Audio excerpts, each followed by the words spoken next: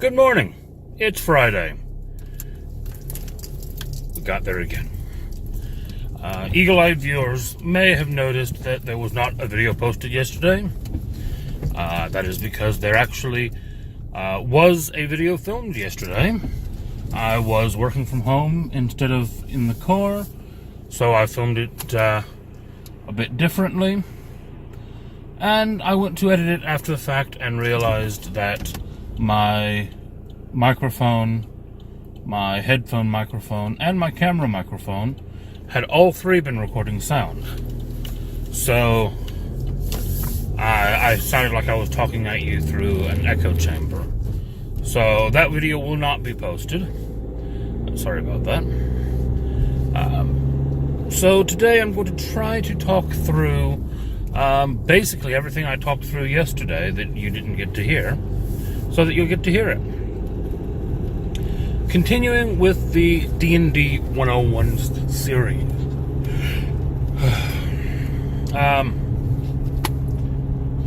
We're looking at classes.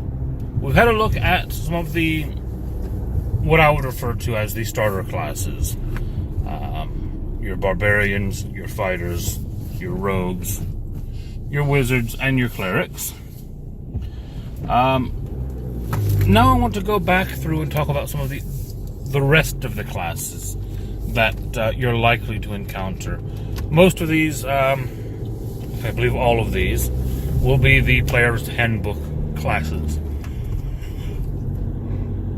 So, starting out, we have the Bard. Now, in many editions of D&D, Pathfinder, other games, the Bard has been a much maligned joke. The concept is great. They are a spellcaster who uses music to cast their spells. Everybody loves the idea, but in a lot of editions, they just haven't pulled them off very well. I think 5e is the exception to that. Bards in 5e are not only potent, but they are cool. I really enjoy them. They are an arcane spellcaster, so they are using a spell list very similar to the wizard, but they actually cast more similarly to another class I'll talk about shortly, which is the Sorcerer. Their casting is based off of their charisma, not their intelligence like the wizard. They sing songs and tell tales and influence reality with the power of their performance. They also can be decent with a sword, can wear a little bit of armor. They can be quite stealthy. They have an ability called Jack of all trades, which basically lets them be pretty good at every skill. You know, the old saying, Jack of all trades, master of none. Well, that's kind of what they are. They're never going to be as good at sneaking as a rogue. They're never going to be as good at arcane knowledge as a wizard, but they are pretty good at everything. They're a great character in a party if you're not sure what roles need to be filled, because they can do a bit of casting, they can do a bit of healing, they can do a bit of fighting. They're the Swiss Army knife of D&D. Next then, the Druid. Druids are divine casters, but unlike the cleric, they don't follow a deity.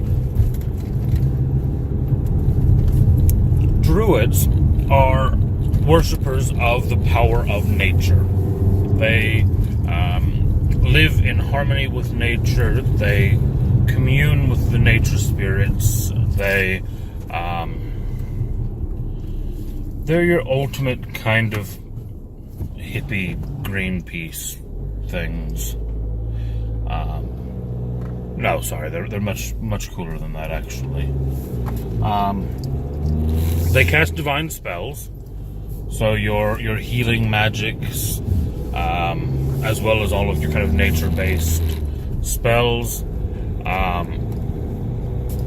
They also have an ability called Wild Shape, and Wild Shape is a really cool ability that I think probably either goes unused or misused quite a bit, which is why I don't list Druids as one of the beginner classes. Wild Shape lets you turn into an animal. It's actually as easy as it sounds. You just declare that you're doing it a certain number of times a day. There are limits, and you become an animal. A lot of people don't think of the best times to turn into an animal. In combat, being an animal is not necessarily always the best thing. I mean, there are times when turning into a bear and charging into a fight works. But you are an animal. You're not a combat beast. You're not some monster. You're an animal. And as such, a lot of animals get pretty tore up in battle. Sometimes it's better used. Sometimes it's better used out of combat. We need to get past these guards and into town to figure out what's going on. Okay, I turn into a squirrel and hop along the rooftops.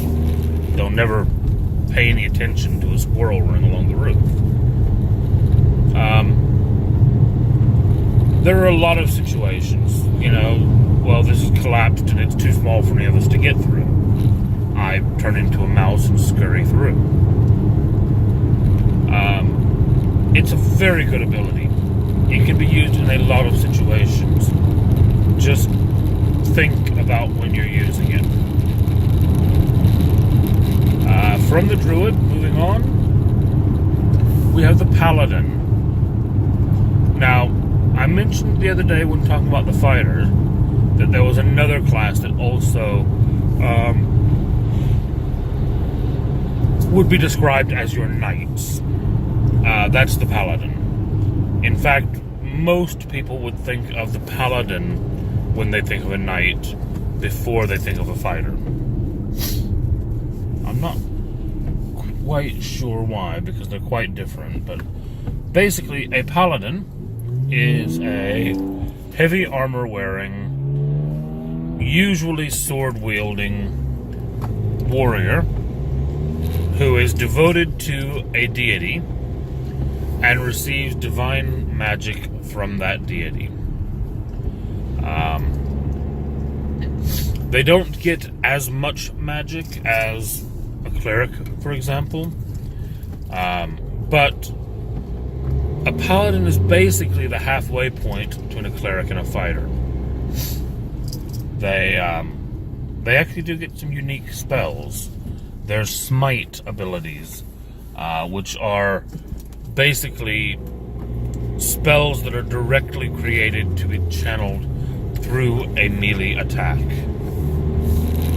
I cast this spell into my blade, basically, and then hit you with it, and all of that spell power is channeled through the blade into you. Paladins are great. I really enjoy them. They're one of the few classes in D&D that comes with a moral code built into the class.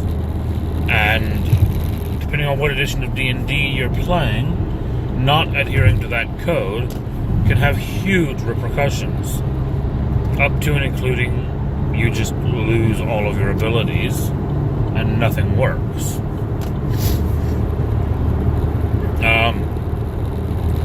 And depending on the DM, you might find that even in editions that don't have those rules, they may still apply. Yeah. So I tend to think of, if I'm thinking of knights, If I'm thinking of a religious order of knights, then you go Paladin. But if you're just thinking your random noble who is a knight, sir whoever, then they're likely a fighter.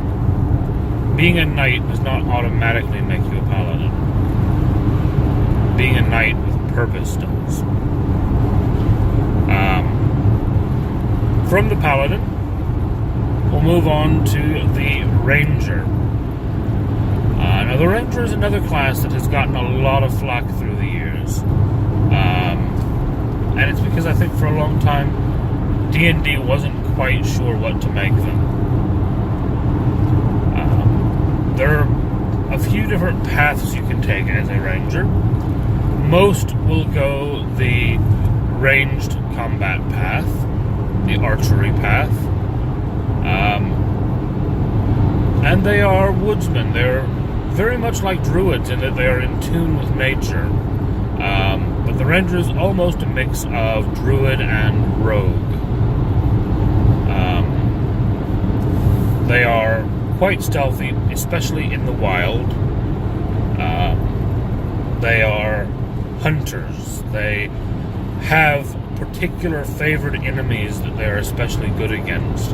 They have particular favored terrains that they operate especially well in. They also have a beast companion. Now, this is unlike the druid that can become an animal. The ranger simply has an actual animal that follows them, that serves as a pet, as a friend, as a partner, and that pet can eventually become a combat animal, can be trained to fight, which can be handy. I tend to think that the Beastmaster path of the Ranger is a bit underpowered, and I have some homebrew changes that I use to correct that. Nevertheless, moving on from there, we will get to the Sorcerer. Now, I mentioned the Sorcerer earlier when I talked about the Bard, and I said that the Bard's magic is more like a Sorcerer's than a Wizard's. That's because a Sorcerer is another arcane spellcaster that uses charisma. They basically convince the world to make magic work for them because they don't study it, they don't learn it, they just have it. It's just part of who they are. It's in their blood, quite literally. Sorcerers cast arcane spells, much like a wizard, but they know fewer spells, so they have less utility.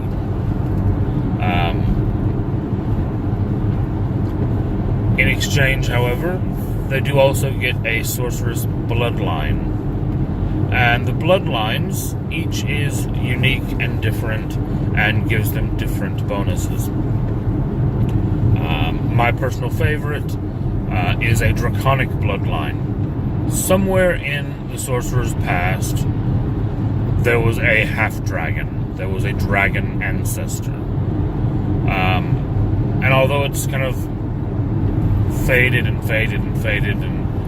been watered down to the point that they're maybe 1/64th dragon or something like that,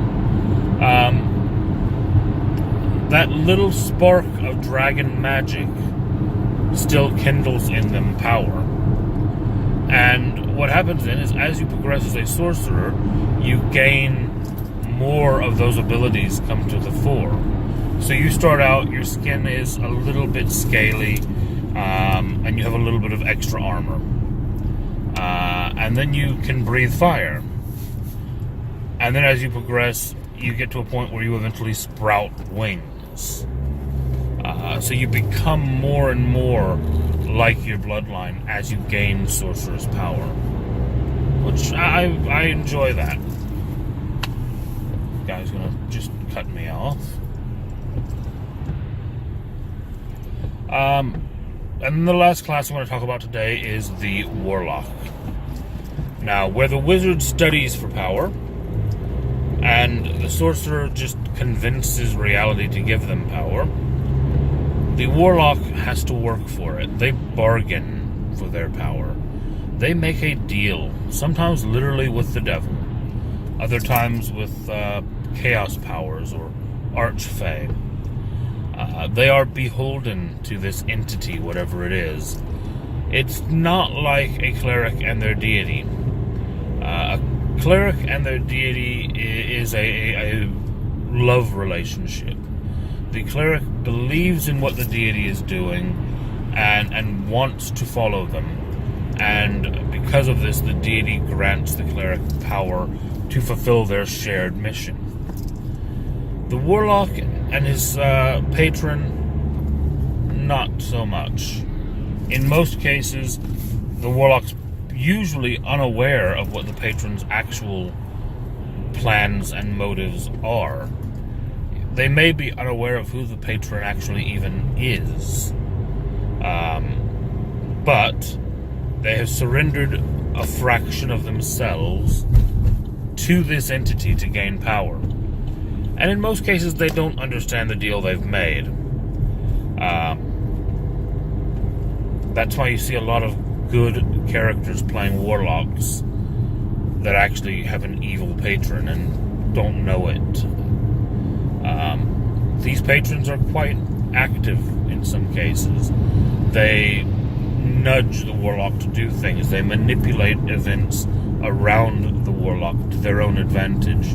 And they don't really care what ends up happening to the warlock. It's not like the cleric and their deity that have a shared goal. It is the patron giving away a fragment of its power to the warlock that it probably is so powerful it doesn't need anyway, in exchange for having a tool to manipulate, a pawn to move around on the board. They have the fewest spells of all of the arcane spellcasters. They have the least selections available to them. So they tend to be quite focused in what they do. One of the benefits they have is that all of their spells are cast at the highest level they can cast. Now, it's a bit mechanic-y to go into, but basically what that means is if you can cast level 3 spells... I just cut over into my lane. If you can cast level 3 spells, then every spell you cast is cast at level 3. That means that if you have a level 1 spell that gets more powerful if you put more power into it, it's automatically made more powerful. It means that your lower level spells, which you have to rely on because you don't have as many spells, are more potent. Then you also get a few boons from your patron as you level up. So, in effect, a lot of times they're either modifications to existing spells or spells that you can cast without using up any of your spell slots.